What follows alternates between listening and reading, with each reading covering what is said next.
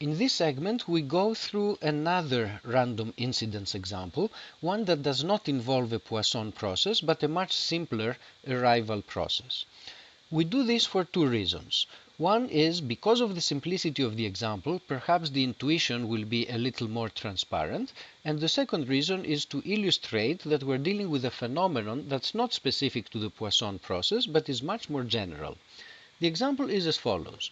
We have an arrival process in which arrivals happen at random, and the consecutive interarrival times are independent, identically distributed random variables. However, unlike the Poisson process, these interarrival times are not exponential random variables, but instead we assume that they're either 5 or 10 minutes with equal probability. So we have an arrival, the next arrival may happen 5 minutes later, the next arrival may again happen 5 minutes later, then maybe we get an interarrival interval of length 10, then maybe another interarrival interval of length 10, followed by one of 5, and so on. What is the expected value of the kth interarrival time? Well, an interarrival time is with probability 1/2 of length 5 and with probability 1/2 of length 10. So the average interarrival time is 7.5. Now you show up at a random time.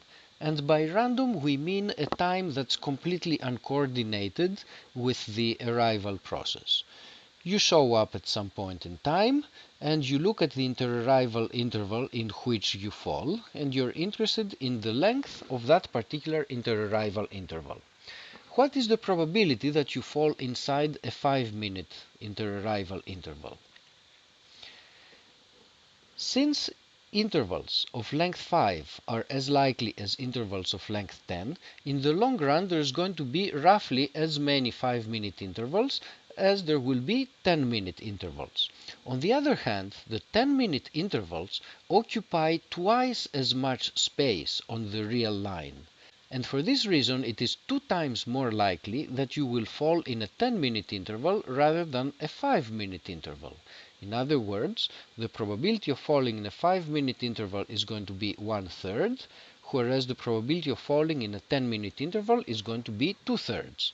For this reason, the expected length of the interarrival interval that you get to see when you arrive is equal to, with probability 1/3 you see a 5, and with probability 2/3 you see a 10, and this number evaluates approximately to 8.3, which is indeed larger than 7.5. The conclusion from this example is similar to the one that we had for the Poisson process.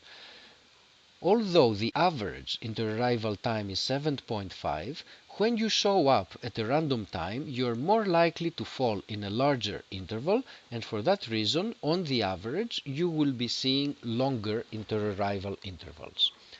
The calculations that we carried through in that simple example can be generalized for more general arrival processes called renewal processes. In a renewal process, once more, the consecutive interarrival times are independent, identically distributed random variables, but they have a general distribution. For this case, there's a formula again that tells us the length or the expected length of the interarrival interval that you get to see. But the main message from this example is that it does make a difference how you sample, how you choose what to watch and what to measure. It makes a difference whether you decide to measure the kth interarrival time and its average value, or to decide to measure an interarrival time that's chosen by showing up at a random time. The two methods of sampling give you different results, and we will see next a few examples that have this particular flavor.